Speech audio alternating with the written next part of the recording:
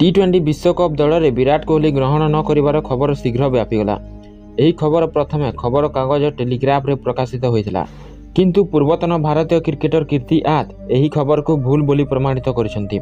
1983 मसीह विश्वकप विजेता खेलाड़ी कहते दलर अधिनायक रोहित शर्मा बीसीसीआई सचिव जय साहा को कहते दल जेकोसी मूल्य कोहली को आवश्यक करे।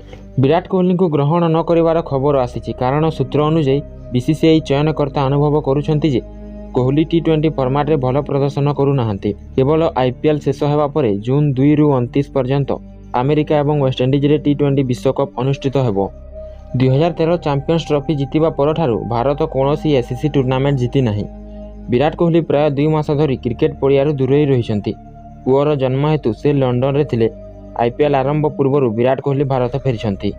यह थिला एही वीडियोर संपूर्ण खबर। ताहेले आपण माने भारतीय दलर केउ खिलाड़ीर फैन गोटे कमेंट करी निश्चय जणाइबे एवं चैनल को मध्य सब्सक्राइब करने को भूलिबेनी।